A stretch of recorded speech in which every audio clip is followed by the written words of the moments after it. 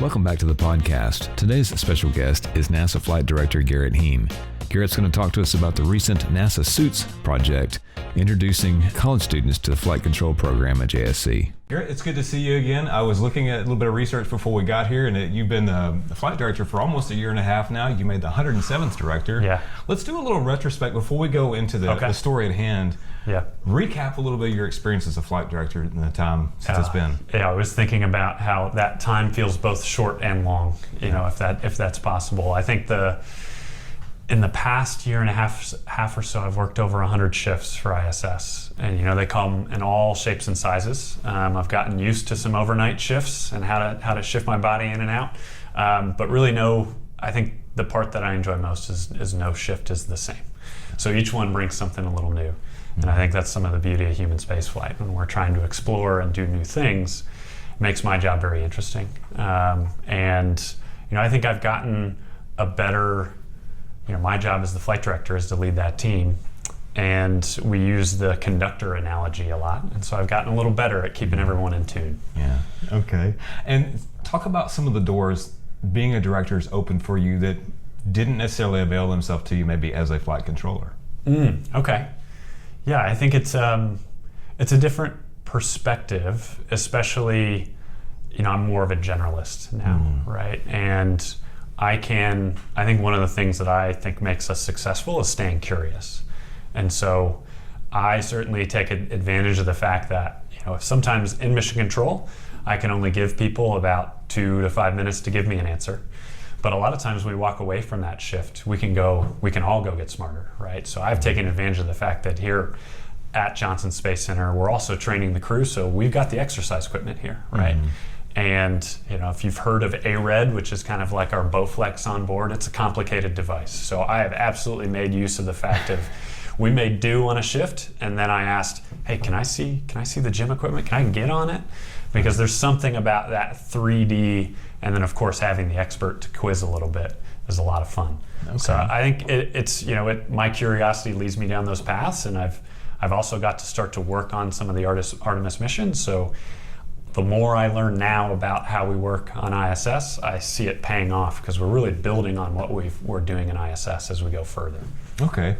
So speaking of some of those new experiences and opportunities, I saw recently on social media that you and Zeb were involved with some sort of challenge or training thing with some students. Can you talk about that? I think it's called the Suits Challenge or something? You got it. Yeah, Suits Challenge. So Suits Challenge, we have a couple of these, right? Where it's a way we engage with college students, and they're each within their college and sometimes partnering with others, submitting a proposal, right? So I really like it as I think of my experience, and it was very formative. I participated in a similar competition in this way. It was called Rascal. Don't ask me to define that acronym. And it is your first taste of real engineering, right? It's effectively a request for proposal, an RFP to continue using more acronyms. But you as a college age engineer, you're a little more used to, okay, the homework assignment is me answering this problem.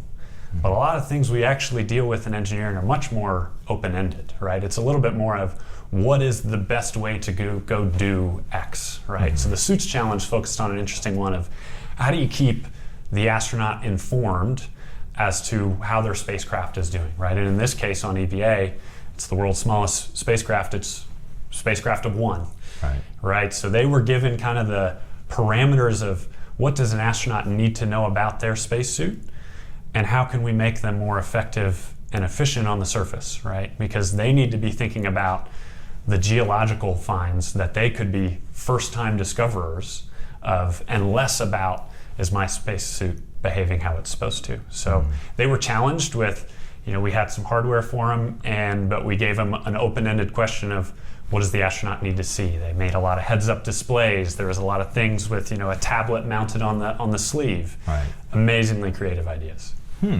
And so with these college-age students coming in, obviously we're all really engrossed in technology with, could be AI, could be anything. What are they coming in? What are you seeing them coming in as far as skill sets are concerned, and how are you adapting maybe what NASA currently has to what these students are learning in their engineering programs and making them mesh together? It's a great question. I was struck by, so I got to really be a panel member on their final presentation, Okay. right?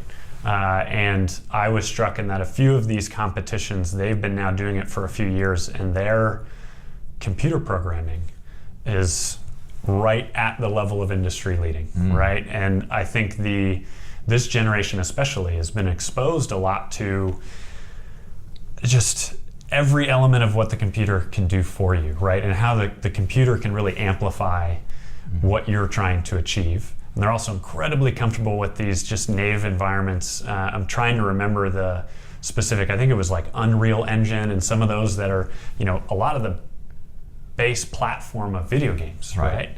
And they're just comfort to just pick that up and be able to be like, well, this is our simulation of what the astronaut would see, right? And that's really powerful because we traditionally have spent a lot of times in many, many reams of PowerPoint slides to show you this is what it's going to look like. But there's nothing quite like augmented reality, virtual reality, where you can really more easily put yourselves in the shoes of the astronaut. And so I was really impressed they've already grasped that fact of, to be a good designer, to be a good engineer, you need to put yourself in the shoes of your user, right? And the astronauts here certainly have a unique perspective and are taking on a unique mission, but they're humans at the end of the day. Right. And so they had very good human-centric designs, which I appreciated. And it's something that we really reinforce. Right. Though technology is as great as it is, and the younger generation certainly has a really good grasp on it, maybe compared to the older generation, there's still the soft skills, the people skills. Right. How do you, in that particular type of challenge, in communicating with those students, how do you impress upon them that though technology is great, don't forget X, Y, and Z when you're communicating with real people? And that's where I really sought out this opportunity to be on the panel, because to me the most impressive engineer is not only the one that has a great idea but can communicate their great idea. Whenever I engage with students, I try to impress upon the fact that engineering, we've solved all the problems where you can go toil away in a cubicle by yourself for months and come up with the answer. The challenges that we're working now require multiple people. They require multiple disciplines, people with different backgrounds. And you need to be able to tailor to your audience level, right? So I was impressed as the panel member, I also get to do my job that I do in Mission Control. I get to ask whatever question comes to mind. And I was impressed there was a couple presenters that were able to bounce between I need to get through my content and then my super, super technical question, and they can drop in and talk to me at that audience level. And at the same time, they can paint the picture of, this is what the procedure is going to be like. And if the astronaut sees this is where I think they should go. We call them, I get why they're called soft skills, but they're the hardest for most people. And especially in Mission Control, the type of person we're looking for is the one that has mastered the technical items, but is most of all a great team member, knows when to be the team lead, and knows how to communicate. Okay. Last couple of questions I have for you, Garrett. One is, when the training was all over, the students are going back home, wherever they come from, you're going home for the day. What were some of your thoughts when you were kind of reviewing that experience? I mean, I definitely left more excited than when I walked in. Okay. Because it's rare that I get to, I'm not a designer, I'm an operator, right? Okay. So if I'm participating in a design review, it's usually from the lens of, how am I gonna fly this, right? And I was excited to be in that portion of the design space where you're really trading anything and everything, right? I was also really excited because in my mind, I could see the direct connection from their designs to what we're gonna go do on Artemis, right? And it was the VR and AR it's Artemis 3. It's people at the South Pole. It's the dramatic shadows. It's these areas we've never seen before. And it's just really exciting to start to think about how real that opportunity is gonna be.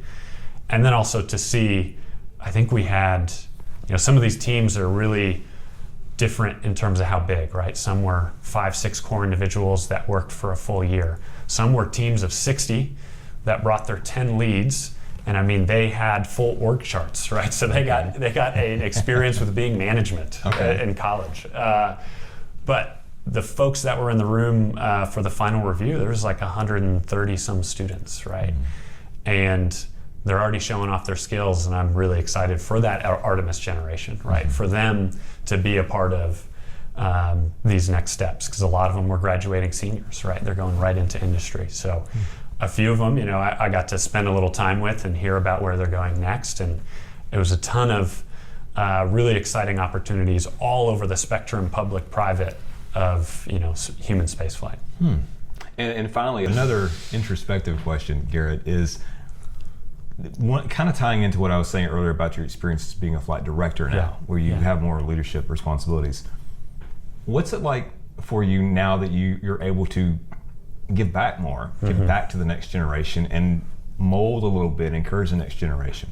Yeah, it's an opportunity I don't take lightly, because I remember senior year for me going to the design competition, and there was a flight director there, and they were assessing our design, which at that point was asteroid redirect mission.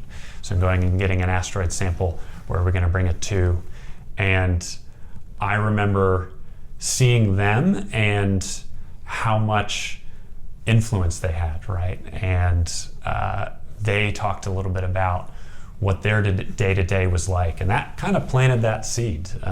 At that point in college, I had already accepted a position to go be a flight controller, but I really had no idea yet what that meant.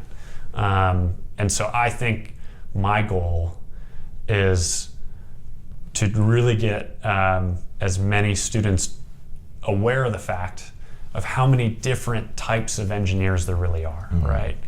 Because I think when I said, as you know, an 18-year-old, that I want to embark on an engineering degree, what I thought would be at the end is really nothing like what I do now. And I still get to use all those first principles, all those physics and thermodynamics classes, but really what I use more day in and day out is my team skills, right? And so these competitions, you know, I try to show them I know it's difficult to do a group project. I've been there. We've all been there as students. The skills you're getting to motivate that peer, to hold your peers accountable, are all the same skills that are going to be critical for any large endeavor, right? And I think it's really exciting to see their level of excitement, right? It's kind of an amplifying factor. I'm excited to be there, and I could see in them their excitement for the future. Okay, very good. Well, Garrett, I appreciate you taking the time and sharing those valuable experiences. Thank you. Thank you. Appreciate it. All right. If you enjoyed this video, consider supporting our effort to share the news in print and on our extensive website, and now on our new YouTube channel. Contact publisher David Day at area code 409-943-4265 to support the Post newspaper today.